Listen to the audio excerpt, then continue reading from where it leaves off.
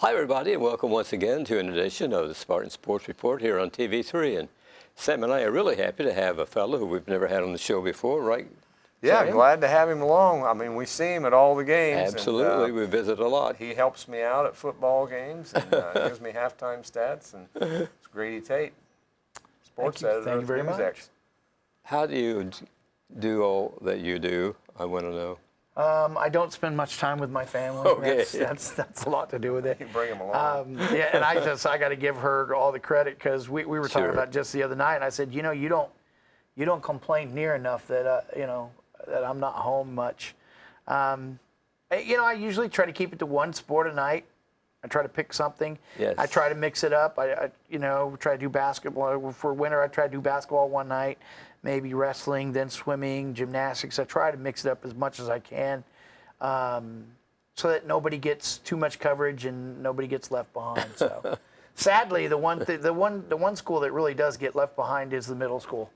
Because anytime a middle school event is going on, there's usually a high school event going on at the same time.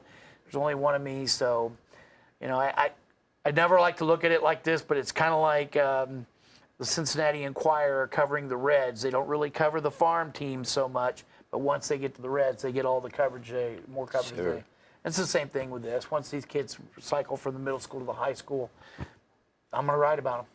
I'm going to write about them. And not just Connersville you cover. Yeah, and that's just Connersville, and then you got, of course, Union County, Franklin County, and Cambridge City, Lincoln that I cover too. So it's almost a given. Once, like I was telling him just a moment ago, that once a season starts, it's almost a given. There is something every single night for me to do, and I just love doing it. So it's I kind of hard for me to look at it as a job. It really is. You're not a Hoosier by birth. No, I'm from Kansas. I moved here. Actually, I was born in California.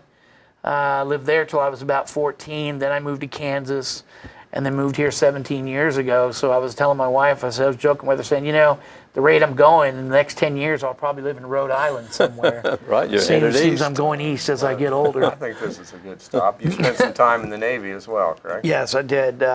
From 82 to 87, I was in the Navy. We appreciate that. I would appreciate you saying that, but when people go into the Navy, they don't. At least me, I didn't go into the Navy thinking that I was even really defending my country. I went into the Navy. Actually, I wanted to go into the Air Force, but we had career day at school, and I signed up. There were 3 classes you could go to, and I signed up for Air Force, because I wanted to get as much information as possible. Well, he didn't show up. Air Force guy didn't show up, so I said, what am I supposed to do? I'm signed up for Air Force on all 3 periods. And they say, well, there's a Navy recruiter here. It'd be kind of the same thing. Why don't you go talk to him? Next thing I know, I'm singing Anchors Away. Yep, that's the next thing I knew. Yeah, cool. So, How'd you hear about the position here at Connersville? actually, I met my wife online. She lived here in Liberty, and I lived in Kansas. We talked for about 2 years online. And then she moved out there and lived out there for 5 months, and then we got married after she'd been out there for 5 months. And then this is the only part I did wrong. I came here and visited her family after we got married. That's the one part I got kind of backwards. But we came here for a visit, spent a week here with her family, and I just fell in love with her family. I fell in love with the place. And on our way back to Kansas, I said, we're going to go out to Indiana eventually. And within a year, we were living out here. So. Well, happy to have you. What part of Kansas were you in? Kansas is a rectangle, and we live down here in the bottom right-hand corner, or I guess that would be, the right-hand corner. Southeast corner. Southeast corner of the state. Little town called Chinook, Kansas. Okay. We lived about an hour from Pittsburgh State, or Pittsburgh, Kansas. That's where Adam Kelly went to college. So we kind of have Adam Kelly and I have that little thing working with us, so. But, I moved here and immediately started sending out resumes everywhere. And I got here, I want to say the last week of August. And as luck would have it, I was working at the News Examiner by September 12th.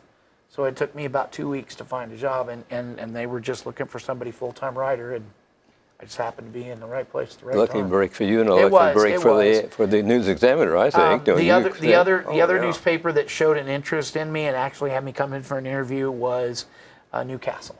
Newcastle paper had me come in for an interview.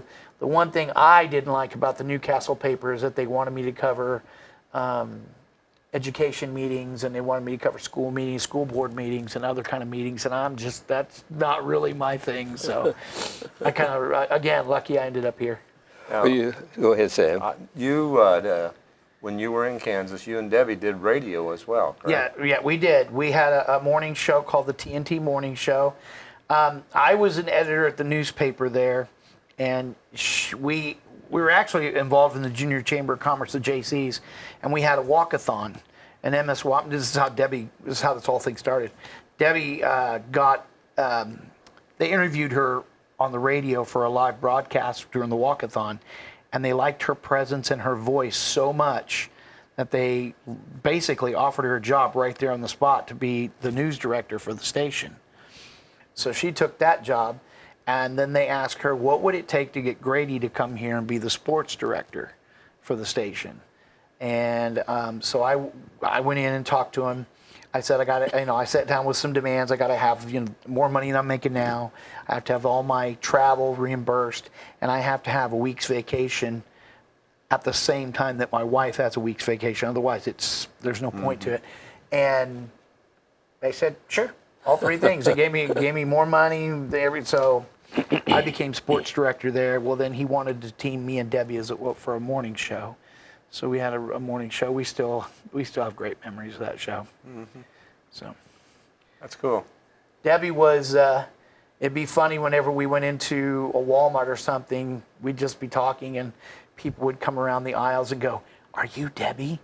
You sound like Debbie. Are you Debbie?" And I would always stand there and go, "Well, I'm on that show too." But nobody ever drew to me like they drew to Debbie. It was always great. So right. We loved it. Were you a fan of the Cardinals, the Royals, the Chiefs? I'm a Cowboys fan. Have been since I was little. Oh, okay. Reds fan since I was little. Living in California, I became a Reds fan. So living here, that was another bonus to come in here, knowing I'd be an hour away from the stadium. So that was another big plus. But I did go to a lot of Royals games. I went to every Chiefs football game. Just because I like the NFL and like going to the games. But I'm not my brother is a big Chiefs fan, huge Chiefs fan, but I'm not too big of a Chiefs fan or a Royals fan. Okay. I will say Royal Stadium is just absolutely beautiful if you ever get a chance to go there. It is gorgeous. Kauffman Stadium is something to see. Is that the one with the waterfall? It is. It's with the waterfalls, yep. Okay. And that's, I think, what Kansas City's known for is their waterfalls. That's their thing, is waterfalls. So. Okay. We're really happy to have you. And back to local things. I know you have a great admiration for the kids that play sports because the hard work. Yeah, I do. I mean, I don't really do this for the money. I do it for the kids. Mm-hmm. I like thinking. I like treating the kids as if they were my own kids. I try not to be negative about things. Unless there's no alternative. But, I really love the kids, and the kids just show me so much respect. I mean, I get more out of the kids saying hi to me in a grocery store than I do, on payday. I really do. Yes. That means a lot more to me than even the dollars and cents. Yeah. We know what you mean. And the kids are just, they're great kids. And, I found that athletes seem to be some of the best kids in school. Mm-hmm. So, and I'm not trying to take away from anybody else, but the athletes that I've come in contact with are just amazing bunch of kids. We have pretty good schools. You agree? Oh, absolutely. I've got I got great relationships with, the athletic directors and the principals, and I don't get much friction from anybody. Everyone, goes out of their way to help me out and help me with things. Mm-hmm. And it's just great working with all four schools. It's just been great. We all work together, and that's what makes it. And that's, you got to. I mean, it's kind of like me talking with you on Friday nights and stuff. We got to stick together. There are so few of us. That's right. There are so few of us dedicated. I mean, you can count on one hand the number of people in this town that are dedicated to sports, just high school sports. Mm-hmm. It's really a fit. We three here, sitting here, and my partner Dave as well, see it as a privilege that we have. That, Yes, I agree. Not everybody gets to do this job. I tell people all the time, I have the greatest job in the world. I get to watch people play games for a living. Can you beat that? Seriously, I'm not I standing agree. in a factory doing the same thing, mundane thing over and over again. I'm not dealing with the worst parts of humanity. I'm watching people play games for a living. Yes. Not always being successful at it, but sometimes there's some joy in watching a team lose and rebound from that too. So. Spartans ended their football season Friday night, sectional finals, and the kids struggled all season long, didn't they? And they did, and I talked to Coach Kelly on yesterday, and then I talked to him a little bit this morning too. But I talked to him yesterday, and we talked about what really did you get out of the season. Obviously, wins weren't there. But one thing he said that really struck me is he was thrilled to give these kids the opportunity to play a game that they love so much. And even though they didn't win, some of those kids just love playing football and just getting the opportunity to go out and play football and hang around together and build those relationships with their teammates and stuff. Those are the things, the opportunities that they got this year. And he's thrilled to have given them those opportunities. Sadly, the wins didn't come, but we need to get the kids that love football to play football. I know if Adam was here, he would probably say that he wants the kids that love to play football, to be on his team. And I don't know how many of those kids are still walking the hallways during the fall, but we need to get those kids to play football. I know it's hard for them to want to play football when you're going to work all summer and go winless or win one game or win two games. But until we get past that way of thinking, and we get everybody that really loves the game and wants to play the game, until we get everybody out, we're probably never going to win more than one or two football games. And that's the thing. We got to. I was kidding around with, I think it was you. I was kidding around a few weeks ago. First, I thought it was me. I was the problem because I came from Chinook, Kansas, like I said, and I was sports editor there. And I covered a football team that was very similar to Connorsville. They'd win one game, they'd win two games. 3 games was a good season for them. They just struggled. And so then I moved here. And I think it was in just a few years, I was looking back at a newspaper back home. I was reading it online, and they were in the sub-state, which is a semi-state here. Okay. So the equivalent of semi-state. Okay. They were playing in sub-state. And they just won their conference again a couple weeks ago. So, I mean, they've been a force since I left. So maybe that was their problem, Grady. Well, maybe it's me. Maybe wherever I go. People remind me, though, this team had its issues long before you came here, so it's not you. But I'd like to think that I'm going to be at the News Examiner at least until this football team turns it around, because I know it can happen. I saw it happen with the Chinook team I used to cover. They turned it all around. And I don't know what the answer is. I don't know what the secret is. I think keeping those young kids together, because it seems like they get to their junior year in high school and they don't want to play anymore. Well, that's what I mentioned earlier. You get these teams that are really good in grade school, middle school. There's a 5th grade team that went undefeated here just recently. I'm going to be doing something about them coming up. But, and the 5th grade, they went undefeated. They'll go to 6th, 7th, 8th grade. They'll play really well there. And then when they get to high school, and I know that soccer, weans off a few of them. And I know that tennis might wean off 1 or 2, or, golf, or there are other sports that catch the kids' interest. But we need to get the kids that love football and aren't doing anything, those kids that went undefeated, like you said, keep them together. Keep them together and let them play together, because that's the secret to a lot of the other teams that we've come across. They say these kids have been playing together since, 4th grade, And I think Coach Kelly has tried to do that. I think it's through no fault of his that for whatever reason, because he has all these summer programs and the feeder program is pretty good. Well, I would say that football might have one of the better youth programs, at least in numbers, that we have in any sport. Basketball is probably there too, but you don't see. Well, we don't even have like a tennis team in middle school. I know Chris Bloom's working on that. He's trying to get something going in middle school, and I'm supporting him 100% because I really don't like that the tennis team gets in ninth grade. They get these kids who've never even held a racket before in ninth grade. And they're so far behind. Yes. And we should say that what he's done with this team this year, winning regional and going to semi-state, is just short of miraculous, and he deserves a lot of credit. And the kid, it was an amazing year for them.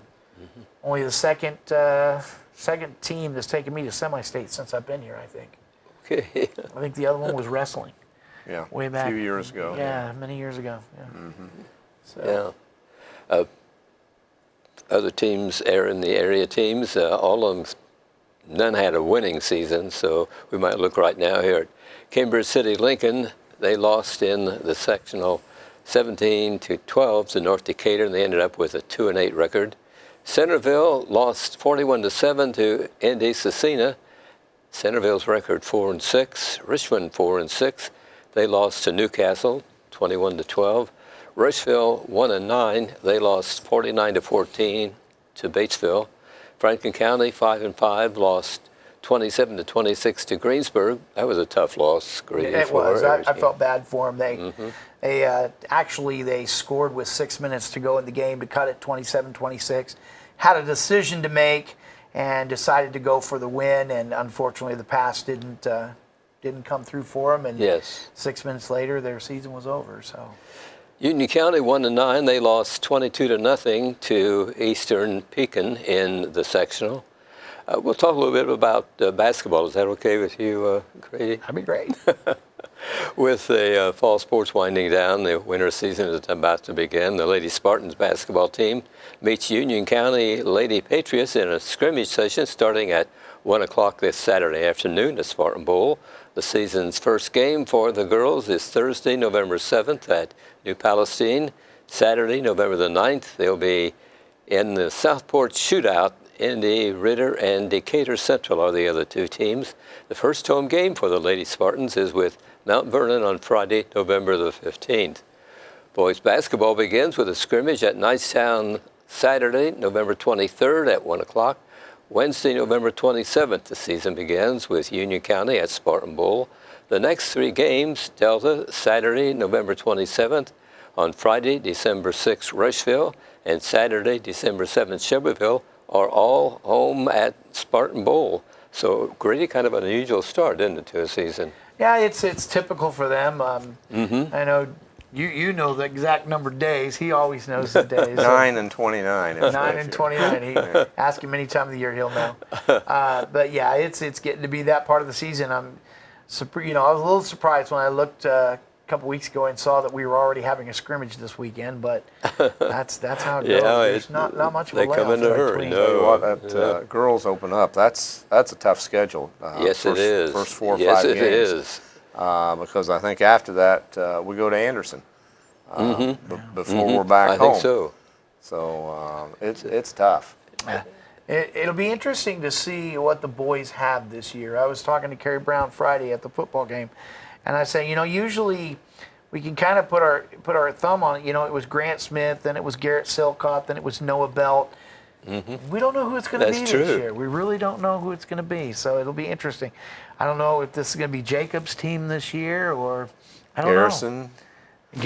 Jonah Graham. We've got some guys that are very capable. Well, and a lot of people want to know how much the Twins are going to play this year. You look at our front line. I think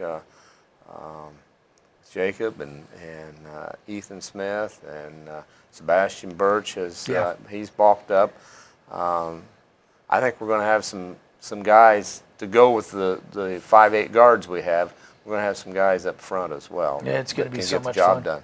It's going to be a lot of fun because we don't know what's going to happen. We don't know, you go into this. We do know that they will be well coached. Oh, yeah. And That's that something about he will Kerry. get the most out of. He gets the most out of every one of his players, and I think that is the key to Connersville's success, rebuilding it, or not reloading every year, is that Kerry has a way of just getting the best out of his kids. And that was a really good hire by Connersville. So. I think he'll have a tough time deciding the roster, don't you? Yeah, I think he'll have it figured out by the time we start. Oh, I'm sure he will, but yeah, he's probably fretted over it a couple of times, looking at it, and but that's a good problem to have, isn't it? Great problem to have, absolutely. Yeah, I don't know who the prolific scorer is going to be. That's the one thing I don't know. And maybe with what we have that we don't need one. We don't need one. Yeah, we don't need one. If maybe we it's get better off. if we can 4 or 5 guys, if we can get 12, 14 points apiece out of them, we don't need somebody that can knock down 30. Yeah. In fact, they're harder to beat that way. Yeah. You don't know who to guard exactly. Yeah. Should be a great season. The first away game for the Spartans is December the 14th. That'll be at Pendleton Heights. Swimming starts Monday, December 2nd at Centerville. That's diving only. The first home meet is the next day at Connersville with Batesville and Eastern Hancock coming to the natatorium. Wrestling begins on Saturday, November 23rd at Lawrence Central, and their first home game here, I've got it, is on Tuesday, November 26th with Knightstown and Union County coming to wrestle with the Spartans. And the gymnastics preview night is Wednesday, December 18th. The season opens January 14th with a home event with Newcastle and New Palestine. The middle school boys basketball begins November the 10th. The girls do not play until January. And the other winter sport at the middle school, wrestling, also begins in January. So things are really going to pick up here. Yeah, it picks up pretty quick. You get to that schedule, and there's 7 or 8 different things you can choose from. And then, like I said, 4 different schools. So there won't be a problem in finding the only issue I ran into during the winter is weather. If snow cancels everything out, there could be a night where I don't have anything. So, can we expect you to get in the water out at the pool? You've done that in years past. Last couple of years during their cancer night, I've said if the kids raise a certain amount of money, if they meet their goal, they set a goal. If they meet the goal, then I go in the swimming pool for them. So, and I'll do it again. That's part of that relationship that you build with those teams by doing those kinds of things. It's not the first bet I've ever made with a team, and not the worst bet. The worst bet I ever made with a team was back when I was covering 8-man football in Kansas. I covered a team called the St. Paul Indians, and they were a force every year. They went to the regional finals or the sub-state, and they were playing in a regional final, and I was walking the sidelines, and they had all bleached their head blonde. And one of the kids came up and said, "Hey, Grady, when are you going to bleach your head blonde like the rest of us?" And instead of just laughing it off, I said, "I'll tell you what, they were already winning this game." I said, "You win the sub-state next week, and I'll show up the state final with my head bleached." So when I go to call the coach to do a preview on the sub-state game, he says, "Grady, what did you say to my kids?" And I thought, and I'd forgotten all about it. And I said, whoa, what? I thought maybe I'd said something wrong or something, because I didn't know what it was. And he said, "All the kids are talking about in the locker room is you bleaching your head and winning this game." And that's when it hit me that it was real. And they went out and they destroyed that team at sub-state. So I had to go get my head bleached blonde. It took them 4 times to bleach it because it kept coming out orange. They couldn't get the color out of it. Debbie cried when I walked out of the hair place. She saw it and she cried because it just wasn't me. So going in the swimming pool is easy compared to having your head bleached. Okay, that happens during the Centerville meet. Yeah. Is when you take the... And I think it'll be here this year because last year it was there. Yeah. When you take the plunge. So it's worth the price of admission. I mean, it's something to see. So I we're swim looking like a forward fish. to it, Grady. I swim like a fish, so Well, you Navy, you had to. there you go. You had to swim. Have to. You got to. Yep. That happens at the end of the meet and everything. Yep. So Does. people And then, can- and it's not just me. All the coaches will go in. The Yes, right. Assistant coaches. I mean, anyone they can get in the pool, we all go in. So. well, they haven't visited Sam or they haven't visited me. So Yeah, we need to get you guys No, there so no. they'll talk you in there. If you show up, they'll have you in the pool. But that's a great. And a lot of competition with Centerville, isn't there? I mean, There is. They've got a really good team. Their divers are really good. They're a solid squad. They are. and the coach was a former. Yes. Darren Wright. here. Darren Ridenour. He was a coach here. Yes, for Connersville. Right. And now he's over there. I think he had a daughter over there. I think, and that's why he went over there. But yeah. I know you covered cross country and the state meet Saturday. A pleasant day, you tell us. The sun was beaming down on the track. And, it was a semi-state this weekend. right. We had Probably one of the most miserable experiences of my life. It was probably 50 degrees, driving rain, but with the wind and the rain, it was more like 30 degrees, especially once everything on you got soaking wet. And with it being cross country, there's no trees, there's no buildings, there's nothing for you to hide underneath or behind. You're out there in the open for the whole time. I was trying to hold an umbrella, a camera bag, and a camera taking pictures of the kids. But you know what? They had a good meet. Tylissa Beckner was trying to for Connersville. Yes. She was trying to break 20 minutes. She ended up at 20:51, and with that kind of weather, 20:51.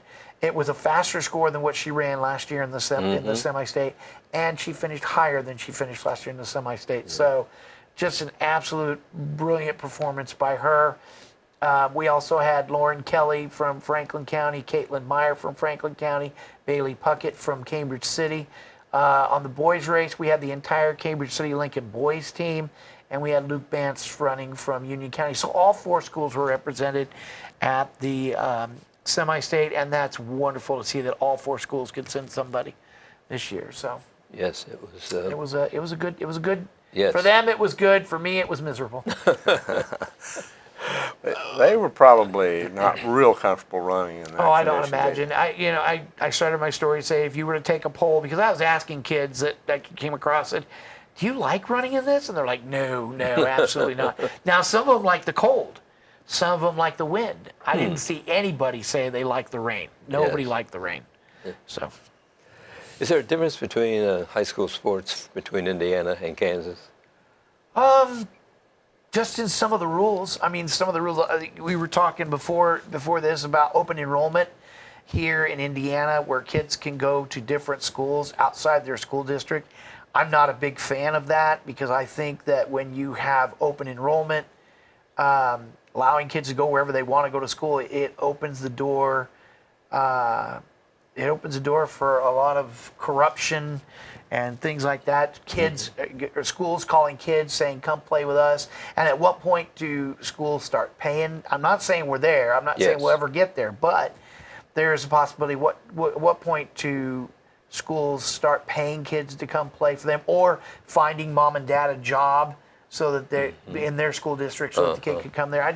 I think it just opens the door. Back in Kansas, if you live in a school district, by God, that's where you go to school. And if you get caught playing for a school outside your school district, you forfeit every single, that team forfeits every game. And I understand it from the kid's perspective. If you're playing for a really, really bad team, but you want to get into college, or let's reverse that. Let's say you're playing for a really good team and you're unable to get on the field or in the water or whatever because the team you're playing on is just this much better than you, but you're a good enough athlete to go to college, but you're not going to be seen because you can't really get on the field. I get that. From a kid's perspective, I get it going. For that reason, going to another school, I get that. But if a school is going to have a bunch of those kind of athletes that move in and play in, then move that school into a tougher sectional. That's the way I believe. Brady, thanks a million for joining us. We really appreciate you taking time, and best of luck to you, and we'll see you at the bowl. Thank you. Thanks, everybody, for watching this edition of Spartan Sports Report here on TV3. Have a pleasant evening.